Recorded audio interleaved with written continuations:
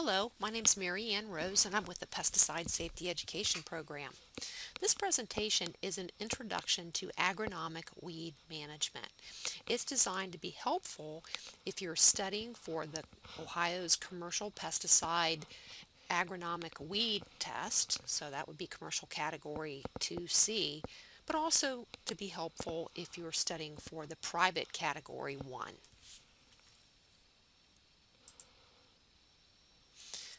For any weed-related pesticide category, the exams are going to cover these items.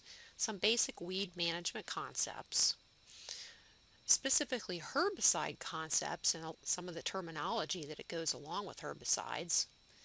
It'll include a few of the most commonly used agricultural herbicides, factors that affect control from herbicides, and then there will be some weed identification and questions about weed biology. Finally, there will be some pesticide application scenarios that make you think and use common sense. Now, it's important to understand integrated pest management. This can be viewed as a definition, standalone definition, but also as a process. The definition that I like to use for IPM is to choose the best combination of strategies to achieve acceptable control with the least harm to people and the environment. But once again, I mentioned that IPM can be viewed as a process, a multi-step process. And when you view it that way, the first step in IPM is to always correctly identify the pest, because any plans you make from that point on will not be helpful if you haven't identified the problem. The next step is to evaluate the control options that you have available to you, including the potential downsides from those options, and then you will choose the best combination of strategies to achieve acceptable control. Your strategies may include chemical controls, biological controls, cultural controls. It's not a given that you will use pesticides. The last step in IPM is to evaluate your results. And as you go forward and continue to control that pest, you may change your combination of strategies based on the results. Now let's move on and talk about terminology and concepts that relate to herbicides.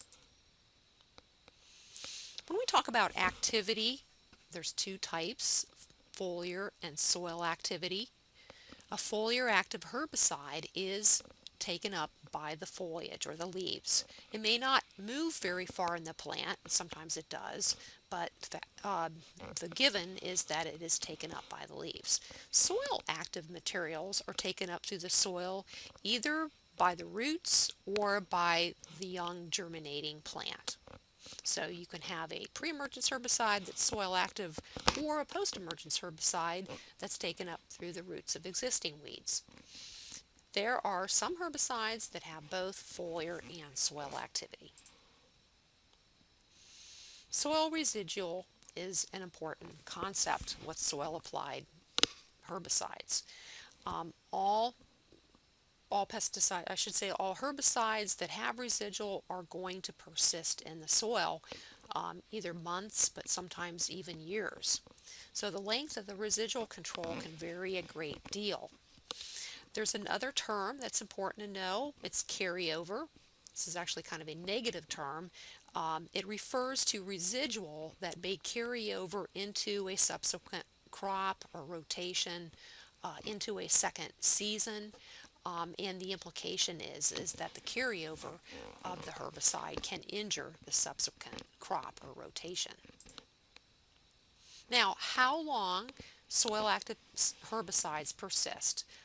There are several key factors. First of all, there's the nature of the herbicide itself, its physical and chemical properties. Herbicides vary a great deal in their solubility, which is the ability of the substance to dissolve in water. Highly soluble herbicides may not persist as long simply because they move through the soil profile. Insoluble or relatively insoluble herbicides can persist longer because they will not move through the soil profile nearly as fast. Volatility is the ability of a substance to change into a gas, so to change phases from a solid or a liquid into a gaseous phase. Highly volatile herbicides will tend to persist less, but it is not a given that you cannot use volatile herbicides in the soil. In fact, some soil apply herbicides do have this characteristic. But in order to compensate for their volatility, they either have to be watered into the soil or incorporated so that they don't entirely, they're not lost from the surface. Now, other factors that affect how long a herbicide persists, the application rate certainly. The more you apply, the longer the material will persist. Also, how fast the herbicide degrades. We describe degradation in terms of how long it lasts as its half-life. So that is the length of time for half of the material to degrade. And then finally, herbicides may interact with soil, and this can affect the persistence a great deal. We're going to look more closely at that. Okay, when we look at the soil, an important characteristic is the soil texture. And of course, the soil texture is a term that relates to the particle sizes of the minerals in the soil. So with sand having the largest particle size, silt, intermediate, and clay. So the soil texture basically is a term that describes the relative proportions of these.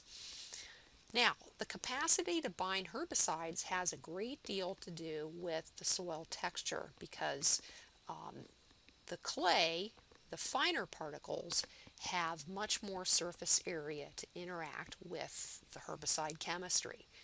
So clay, you'll find that adsorption of the herbicide is much greater than in coarser, sandier soils. The other effect this has on persistence is that in the sandy soils or relatively coarse soils, there's a lot more airspace, a lot more water permeability.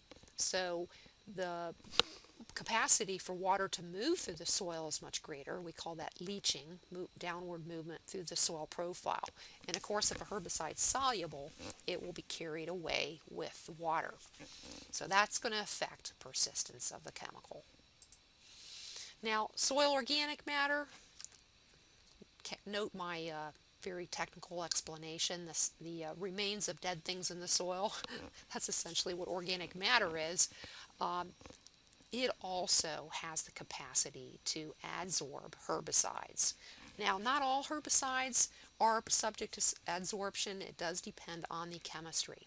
But both clay, heavier soils, and organically rich soils in general will adsorb herbicides to a much greater degree. Now, we can compensate for that adsorptive effect by increasing the rate. So sometimes you'll actually see on pesticide labels to use lower rates in the coarse soils and higher rates in the finer textured soils or highly organic soils. Okay, we've been talking about soil applied herbicides. Let's discuss some of the factors that can reduce their effectiveness. Failure to activate the herbicide is a big one. Sometimes you'll see that term on the pesticide label. What does it mean? Activating a soil applied herbicide simply means some kind of action that moves it into from the surface of the soil into the zone of weed germination.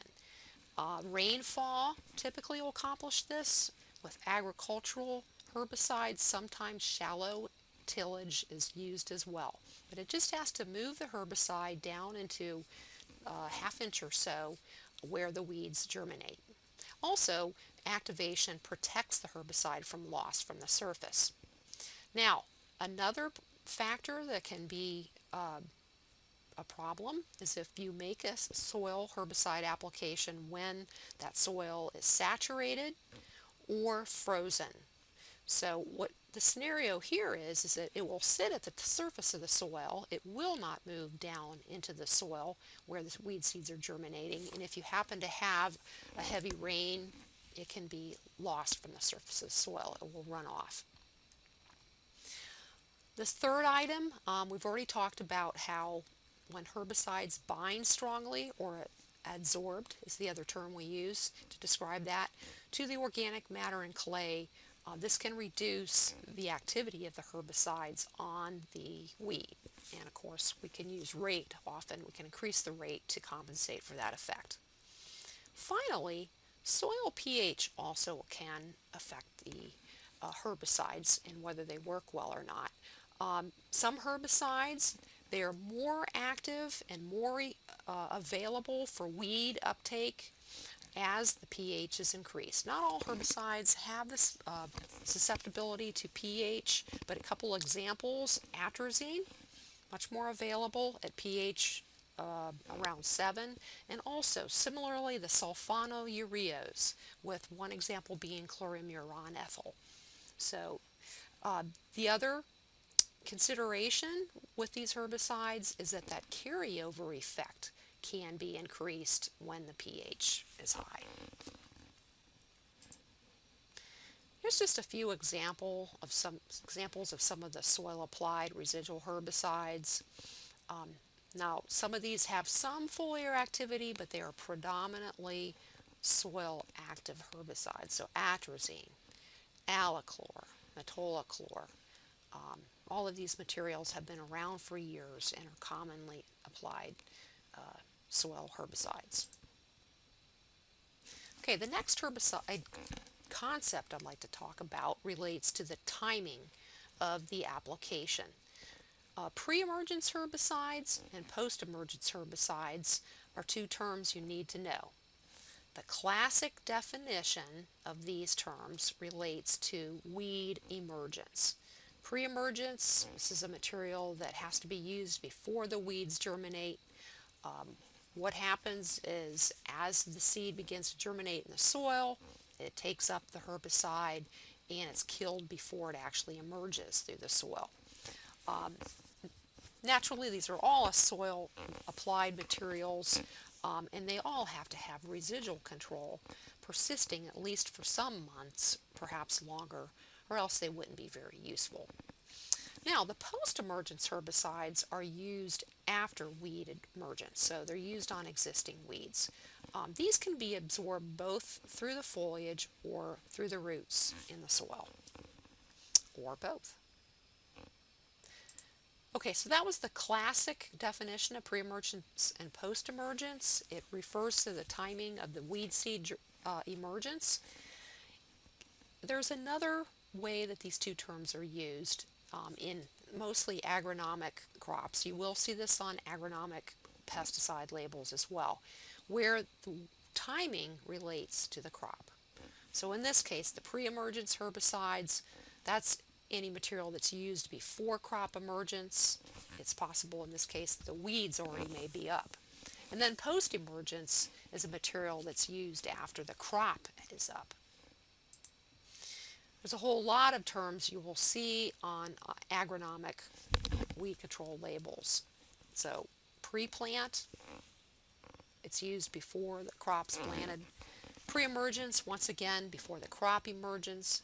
And then you combine these terms. Post-plant, pre-emergence, that's between planting but before the crop emerges from the soil. Post-emergence, we already went over this one, after the crop emerges.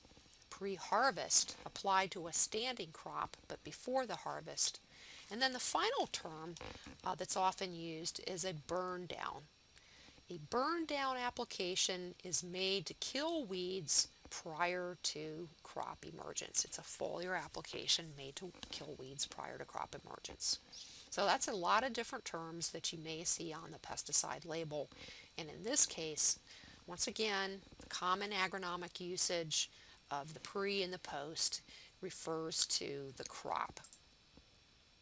Okay, we've spoken about soil applied herbicides. Now we're going to switch over and talk about foliar applied herbicides. There's two types of activity with foliar herbicides that are often, two terms that are often used, and that's contact or systemic. A contact foliar material appears to have rapid burn down action. Basically, it looks like it burns off any green tissue. So only those parts that are contacted by the spray are affected. What's actually happening is that the herbicide is moving into the green portions, but very limited movement. So it doesn't move very far within the plant. So that for that reason, basically what you see, only the parts that are covered are affected. So some examples would be Liberty and Gramoxone or Paraquat. In contrast, a systemic herbicide moves into those leaves and then is actually transported through the plant, either with the water conducting or sugar conducting transport systems. So it can move into the leaves, as the picture shows, move all the way down to the roots, or in some cases a systemic material can be taken up by the leaves, taken up by the roots and then transported to the leaves. Systemic materials are slower in action than contact materials because they do rely upon the plant's transport system to move them. So this movement has to take place before the weeds can be killed. Now there's some great advantages to systemic materials because they will work better on perennials with deep root systems. So the example on the right, the little diagram of the weed, shows that material was applied to the leaves and it's transported all the way down to the root system, killing the entire plant. If you were to use a contact herbicide on a deep-rooted perennial, it most likely would kill the tops but leave the root systems below ground, and of course the plant would resprout. Now, one interesting and helpful piece of information is that transport of foliar applied systemics is superior in the fall of the year. So this probably won't help with agronomic weed control too much, that you have to go out and do in the spring before you plant. But if you have a weed control problem in the fall of the year, you have a very good chance of success with systemic materials, because what's happening is that the plant is storing up nutrients and carbohydrates over the winter, and the predominant movement is downwards in the fall. So the herbicides will move down to the roots very effectively. Now, the other thing about systemics is that they work best on actively growing weeds. So whenever the growing conditions are good for the weed, when there's adequate moisture, it's warm, it's humid, that's also when your herbicides will work best, because here again, the transport is more efficient and more rapid when the growing conditions are good. So, how do I use the systemics most effectively? So just as we just said in the previous slide, you want to make your applications whenever possible to actively growing weeds, to weeds that are not stressed by drought or cold, and intact weeds. It's not helpful to mow weeds before you spray them with a foliar systemic material, because you want as much foliage there to intercept the herbicide as possible. Then finally, rainfall too soon after the application of any foliar herbicide can decrease control. What we call the rain fast period, how long you have to wait between an application and rain, and when rain can appear without decreasing the effectiveness, that sometimes appears on label. They will say what the rain fast interval is. Spray coverage considerations. Don't be surprised if you see a question about this on the core exam or your weed Category 2C exam. With the contact herbicides and systemic herbicides, spray coverage can be important with both, but it is of supreme importance with the contact herbicides because only those portions which are contacted with the spray will die. So that's why we say that superior coverage and uniformity is required with the contact herbicides. Now, what are some of the operating parameters that affect spray coverage? Well, your spray droplet size. With the smaller the droplets, the better the coverage you get. Your spray pressure. When you increase your spray pressure and other things held constant, you get smaller droplet size, so that can increase coverage. When you increase the spray volume, that increases coverage. Tractor speed. Now think about this. When you speed up, holding all things constant, you're putting less down. So you want to slow your tractor speed down to increase your coverage. Think about your spray pattern. The boom height affects how the nozzles overlap, and of course nozzle overlapping on the boom, that's very important for the uniformity of your spray pattern, so that's an important consideration. And then finally, tank agitation also affects spray coverage. Oops, I didn't want to advance here. We'll talk a little bit about that later in the presentation.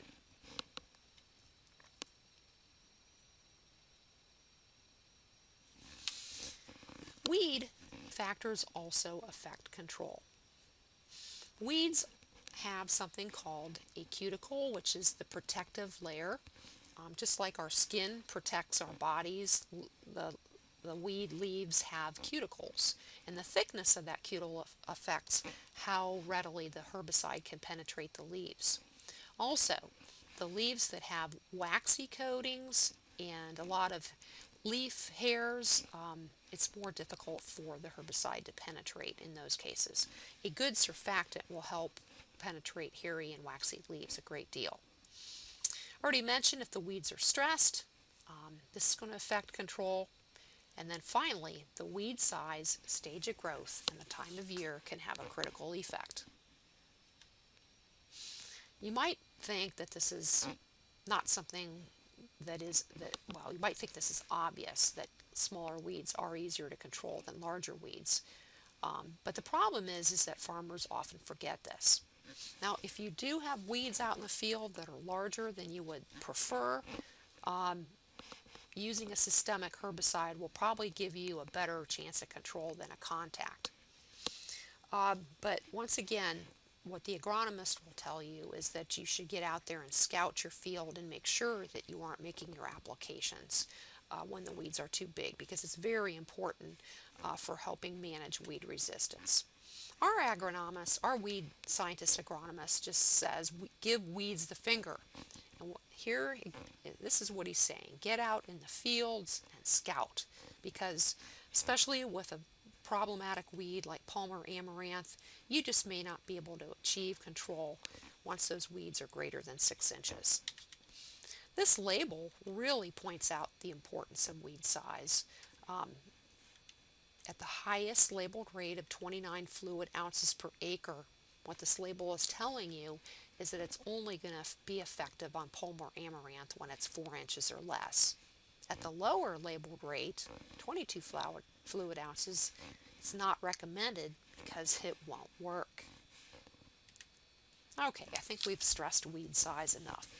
Let's talk about a couple more important herbicide terms. Selectivity.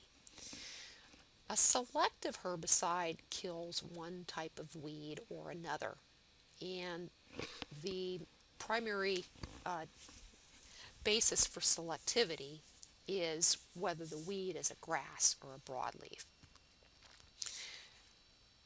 Most herbicides do have some degree of selectivity, and some are highly selective. For example, there's a group of grass herbicides that will not have any effect on broadleafs at all. However, there is a large group of herbicides that the selectivity really depends on the application rate. So the higher the rate, the less selective they become. Now, a non-selective herbicide, that means it basically kills everything. And a really good example of a non-selective herbicide is glyphosate.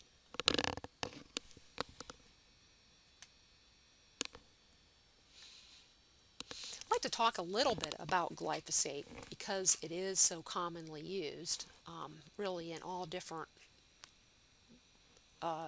growing situations as well as lawn and landscape. Glyphosate has foliar activity only. It has no soil activity and no soil residual. The reason being is that it interacts with the soil very strongly. It is adsorbed very tightly to soil, and for this reason, there's no really available glyphosate in the soil for weeds to take up. This also makes it safe to replant into the area after the weeds die. Glyphosate is effective on perennials because it is a systemic herbicide, but because it's systemic, it takes some time to achieve control. So somewhere between 5, 7 to 10 days, depending upon the temperature. The cold will reduce the translocation, so it's not uncommon that when we apply this material and it's 50 degrees or 45 degrees, it'll take much longer for the material than if it were 75. Here's a few examples of broadleaf selective herbicides.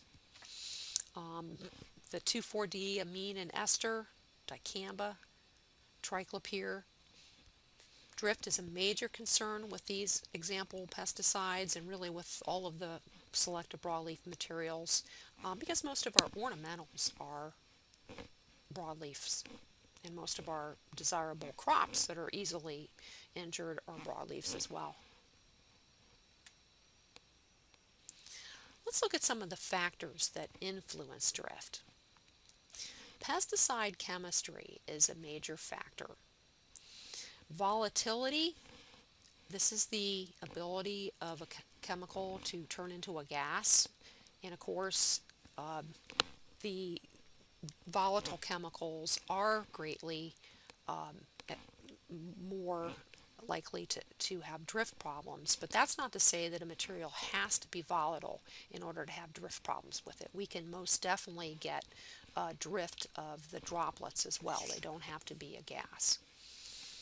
Environmental characteristics that affect drift, well, the wind speed certainly is a major factor. The temperature and relative humidity, both high temperature combined with low humidity, these are the two situations where volatilization is most likely to occur for those materials which have that capacity. Temperature inversion. Now, a temperature inversion is a special condition that tends to happen in the evenings, nighttime through early morning. It also often follows warm days and cool, clear nights. Under these situations, the air near the surface of the ground cools, and you actually end up with an inversion, and this means that the cooler, colder air is closer to the Earth's surface and you have warmer air above. Now we all know that warm air rises, cool air does not. So that means that cool air will stay there. So when it's very still out, this inversion layer can form. If you happen to spray when there's a thermal inversion, the finer droplets can hang suspended for a very, very long time. Just think of a bank of fog and think how it moves very slowly across the surface of the earth. A bank of fog is an inversion layer. You can see it because the water droplets have condensed and it looks like a cloud. So same thing happens with pesticide droplets in a temperature inversion. So very bad to spray into a temperature inversion. Now, operational factors that influence drift, your tractor speed up, more likely to have drift. The boom height, you want to lower your boom to lower your risk of drift, and of course your spray droplet size, which is a function of your nozzle size and your spray pressure. So the larger the droplet, the better you reduce your chances of drift. Now, talking a little bit more about volatility, not all herbicides are volatile, but those that are, the active ingredient can be formulated in different ways that affects the what they call the parent compound's volatility. So, different chemical side groups attached to this parent compound give the herbicides different physical properties. So, esters, probably you've heard that term before. The risk of drift tends to be quite high with esters. They are oil soluble active ingredients. All of them are formulated as emulsifiable concentrates. They're much more volatile than the amines. The only reason that we use them, though, there is a definite advantage to these materials because they're oil soluble. They penetrate the weed foliage much better, especially in cold temperatures. Now, with the amines, that have less risk of drift. These are water soluble active ingredients that are less volatile, and um, in warm temperatures, these can be as effective as the esters are. But once again, the esters have the great advantage when it's cool out. Now, everything I just said may seem like I'm contradicting it. With dicamba specifically, the dimethylamine formulation is actually the most volatile of the current formulations on the market. Some of the newer chemical formulations, the dicamba formulations that are using over the tops of dicamba tolerant beans, uh, these are less volatile, but they are not completely, they don't completely lack volatility. For the 2C test, it's also important to recognize some of the more common herbicide injury symptoms. For example, with 2,4-D, shown on soybeans here, 2,4-D often causes what we call parallel venation. So normally the leaf veins are branched in the soybean that you see, but when the 2,4-D causes the abnormal growth, it looks like the veins have been stretched out so that they run parallel to one another. And the leaf looks narrow and elongated. We call that strapping. So strapping and parallel veins, two common symptoms with 2,4-D. Also, the brace roots. This is with corn. It's showing where the brace roots have fused together. That's also a common 2,4-D symptom. Now, dicamba, another growth regulator herbicide, um, a very common symptom is leaf cupping. So take a look at the picture of the leaf in the center of that picture, and it looks like a string was tied around the margin and somebody pulled that string tight on that leaf margin, causing it to cup. Finally, contact herbicides, because they burn the plant, they look like they burn the plant tissue. So if you get drift onto a non-target crop, it'll look like speckles, um, necrosis or death of plant tissue wherever the spray droplets touch the plant. Now, keep in mind that herbicide injury is not just a drift issue. You have to follow the label carefully for tank cleanout procedures, especially after using materials like 2,4-D and dicamba and switching to other materials, because tank cleanout can cause some very serious um, herbicide injury problems as well. The next concept I'd like to talk about is mode of action. Mode of action is how the herbicide kills the weed. Somehow the herbicide disrupts normal growth processes. We know that herbicides that share a similar chemical structure usually share the same mode of action, so they're affecting the same process in the plant or the same site. Another thing we know is that when you use one type of herbicide or the same group of herbicides that share a same mode of action, over and over you can lead to herbicide resistance. So let's talk about herbicide resistance. The definition I like is when you have a normally susceptible weed species and that over time it is no longer affected by a lethal rate of that herbicide. What is actually happening is that the resistance evolves. It evolves in a single weed species when one herbicide mode of action is used repetitively without any other type of effective controls. Over generations of weeds, a resistant individual will appear in that population. And because you're using a herbicide that's ineffective on the resistant individual, those will survive and they will multiply. Over time, it's the resistant population that gains the upper hand. So this is what it looks like. Okay, your resistant individual that just naturally occurs from time to time is shown in red. And the green weeds are your susceptible population. So if we use one herbicide on this lot, we're left with the resistant ones. So repeated applications are just killing off the competition so that the resistant individuals can thrive. So soon you'll have a field that has all resistant weeds. Now, if you go back to this point and switch to an alternative chemistry, a different mode of action, you'll control those weeds. The goal is no survivors. Now, it may not be really realistic or feasible to control every single weed, but in a sense, that's what you're trying to do by alternating chemistries. Oops. So let's talk about management of herbicide resistance. As I already said, you can do this by alternating different modes of action of herbicides. Another approach is to tank mix different modes of action in and apply them all at once. The weed scientists actually say this is the more effective approach to resistance than alternating chemistries. Other things that are important is using the full labeled rate of the herbicide. Remember, you want to leave no survivors. You're not going to do that if you cut rates. Treat weeds when they're small, not exceeding the sizes given on the pesticide label. And of course, practicing IPM is very important.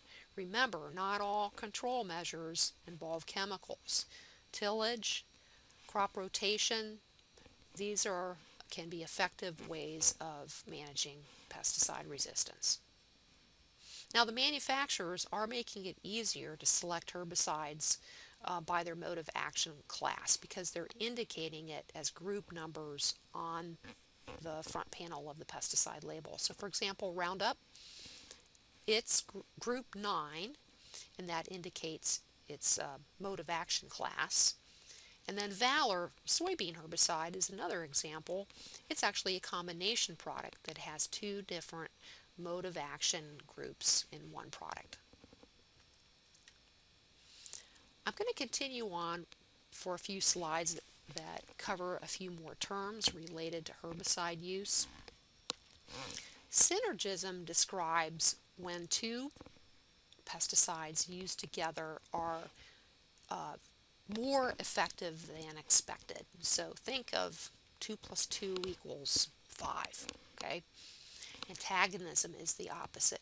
When you mixed two pesticides together and the effect is less than expected. So 2 plus 2 equals 1. So they work against one another. Plant growth regulators, that's a term that's important to know. A plant growth regulator, some of our herbicides fall in that class, and it indicates that the material, the active ingredient, is a mimic essentially of a natural plant hormone. Plant hormones, they control the growth in the plant. The plant growth regulator is an artificial compound that does the same thing. Many herbicides are plant growth regulators. A few more application terms. A broadcast spray or broadcast spread application applies pesticide to an area, as opposed to a directed spray, which would be applying it in one location, say at the base of a plant, or a spot treatment, which is applied to a single small area. When we're making a broadcast application, the rate recommendations will be amount of the chemical per unit area. And In a broadcast application, we are going to need to calibrate our application equipment such that we're delivering a uniform amount per unit area.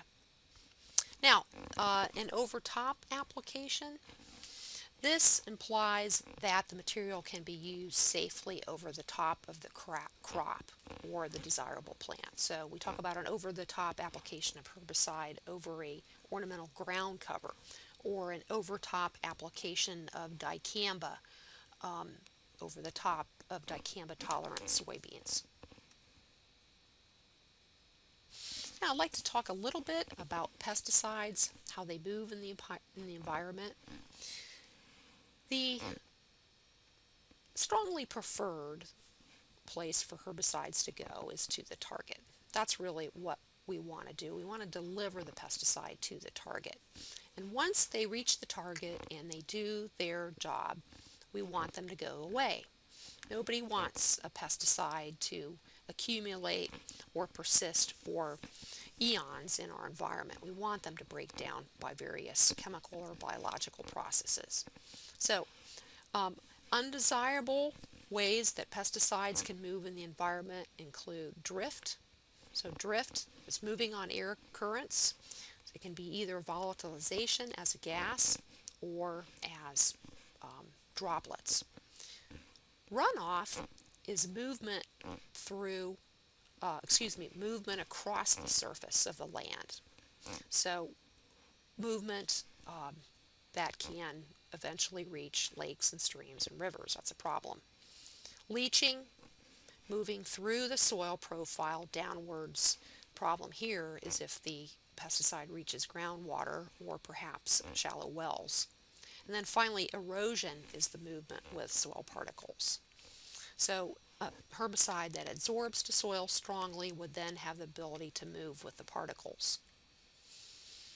Now here's a diagram showing basically all of these ways that pesticides can move in the environment. Also gives you some examples.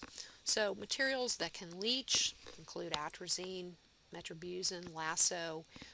You will see language on those labels that reflect the issues and potential for the material to leach and contaminate groundwater. These materials also can run off across the surface of the land into lakes and rivers. In the diagram where it says drift and volatilization, we have examples of some chemicals that can drift as a gas or volatilize, dicamba and 2,4-D esters. Now, how do the pesticides break down specifically? There's three main pathways. First of all, microbial degradation, probably the most common route, especially in warm and well-aerated soils. This is when the living microbes in the soil basically use the pesticide as food, and they break it down into harmless substances. Chemical degradation is breaking down by purely chemical means, and for example, hydrolysis. So it's a reaction of a chemical with water, splitting it in half into two other harmless substances. And then finally, photodegradation. This applies when a pesticide has been applied to surfaces, the surface of the crop or the surface of the soil. The sunlight has a tremendous amount of energy, and when those photons strike the herbicide molecules on the surface, they can break them down.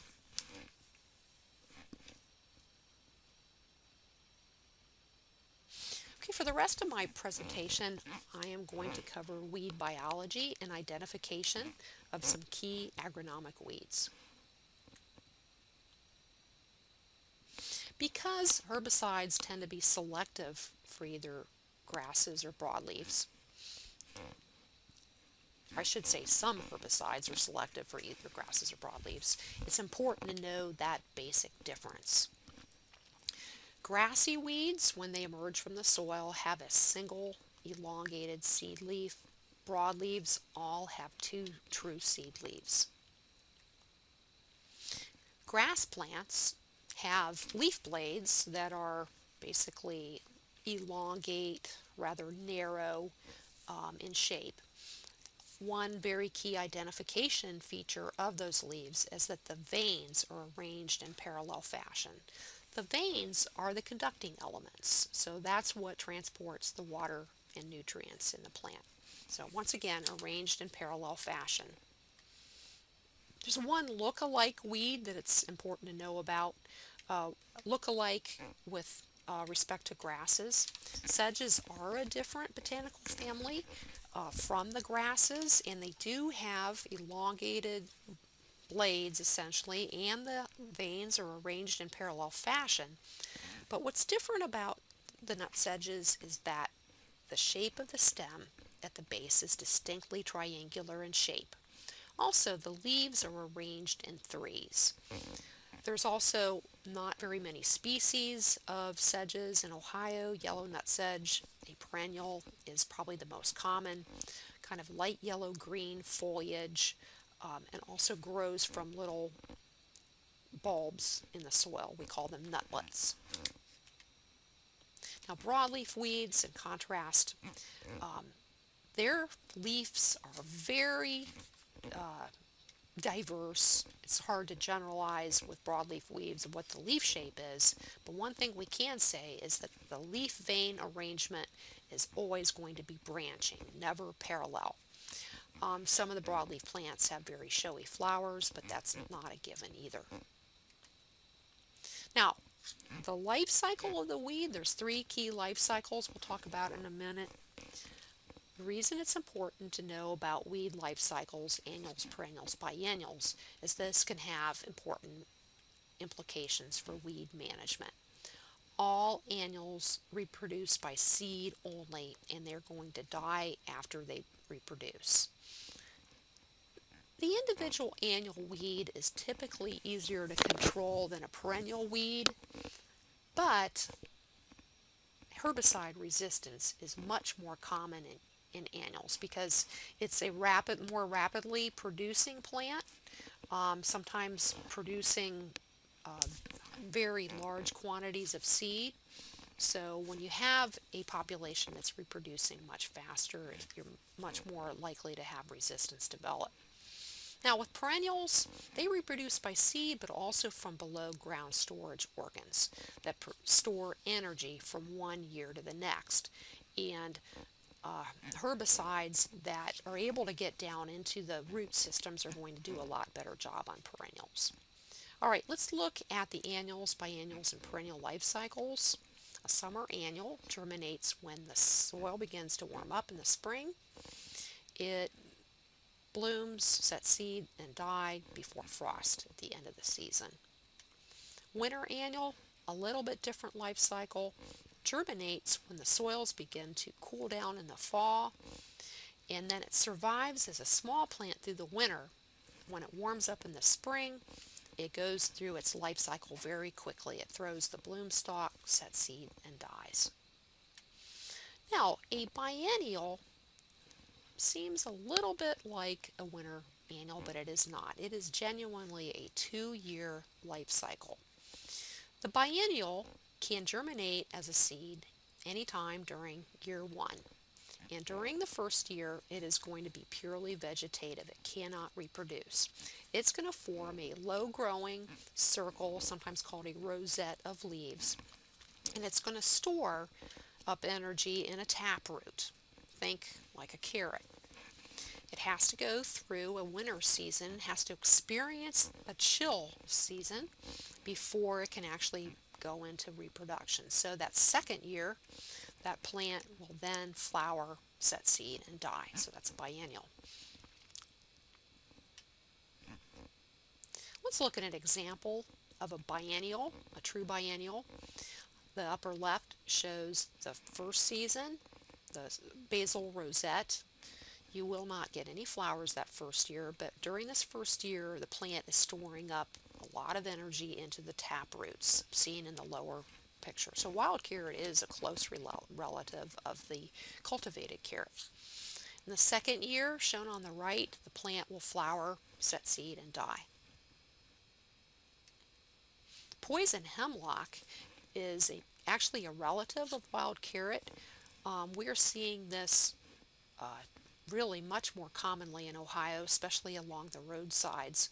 So this is a true perennial as well, but much larger than wild carrots. So this will get to be 7 or 8 feet.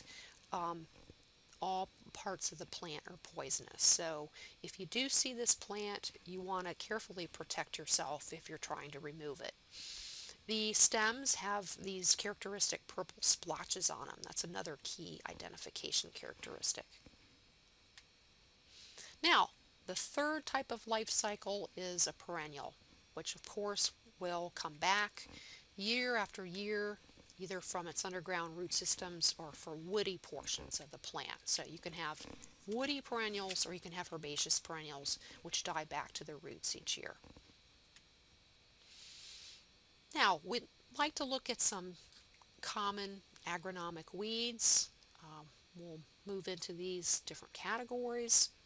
Uh, First, looking at perennial weeds, rhizomes is a term that you should know, and this is a type of horizontal underground stem that stores nutrients and food for the plant underneath the ground. And rhizomes and other types of underground storage, like bulbs, this is what makes perennials so difficult to control. Canada thistle is a rhizomatous plant. Canada thistle can form very large clumps as those rhizomes spread outwards. Anyone who knows that's tried to pull this plant up as a hand weed, it's just going to leave the root system behind and more Canada thistle spring up after it. It has purple flowers that bloom in June, and you will see white seeds that float, or I should say, whitish plumes attached to the seed, just like dandelions will float through the air in June of the year and spread the plant all over. Field bindweed is another common perennial, perennial vine. Um, the little leaves look like they're heart-shaped, and the flowers look like small morning glories. The picture in the bottom center is showing the spread in 13 weeks from a single seed, spreading 5 feet in the soil. And of course, with a root system like this, if a farmer comes along and tills the soil, he'll simply chop those root pieces up into a whole slew of little bindweed plants. Common milkweed is a perennial we see throughout the countryside. I think with the advent of Roundup Ready crops, they're less of a problem than they used to be. Close relative hemp dogbane. Actually, we're trying to conserve our milkweed in the countryside now for the preservation of the monarch butterfly. But sometimes these can be troublesome perennial weeds. Johnson grass is a perennial grass, pretty large in stature, up to 6 feet in height. When you look at Johnson grass and its close relative shattercane, the leaves look like miniature corn leaves. They're about an inch wide, but they have that prominent white midrib that corn has as well.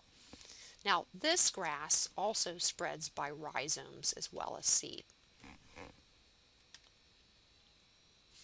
Quackgrass, another perennial grass, up to about 3 feet in height, has rhizomes that are very distinctive because they have very sharply pointed white tips as seen on the lower left.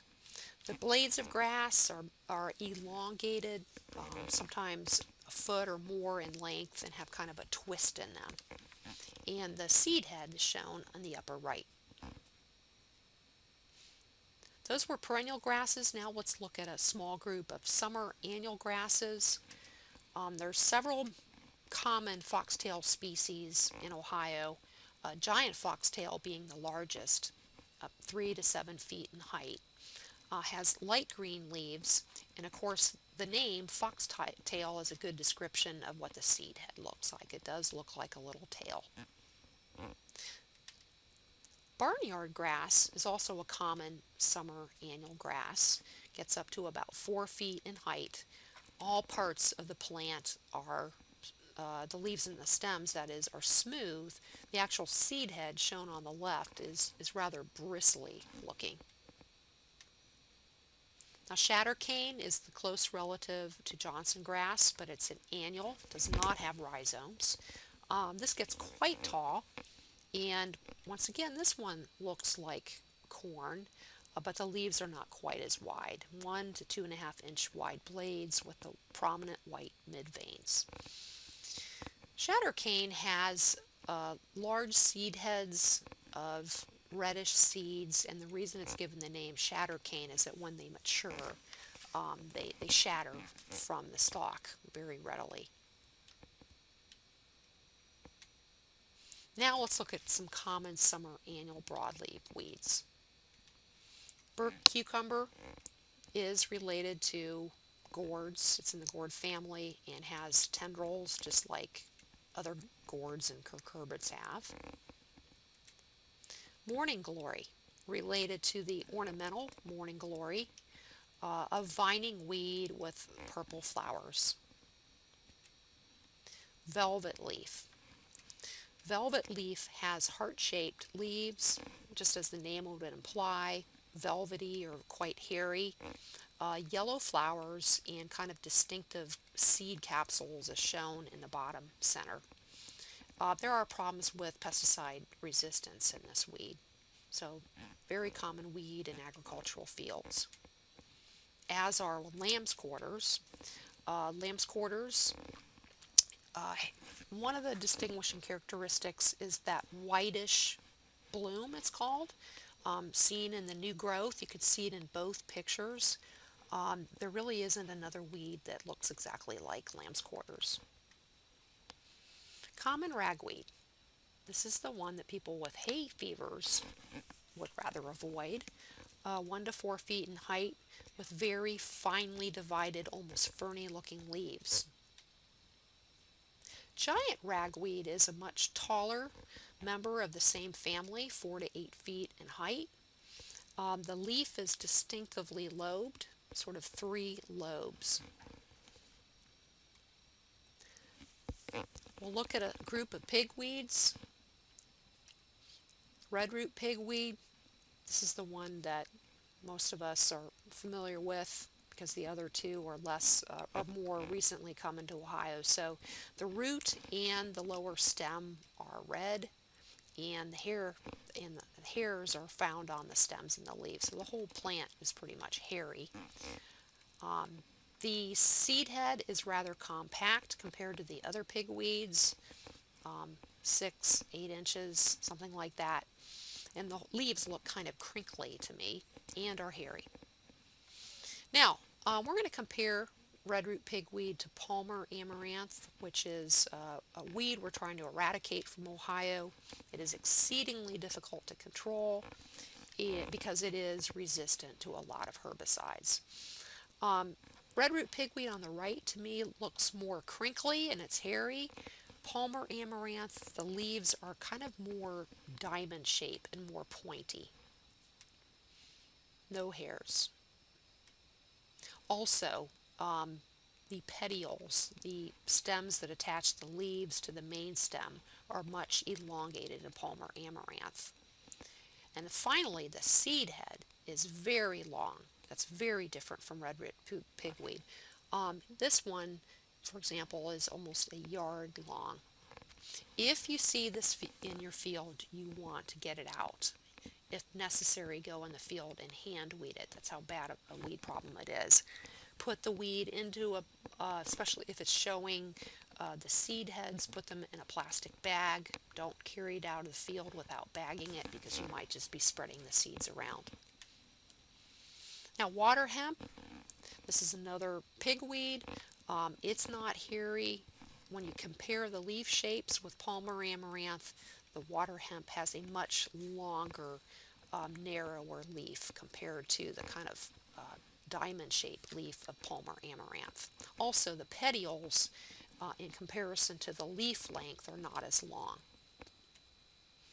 So just comparing all three, you have redroot pigweed on the right. I think once again the leaves are kind of crinkly and hairy.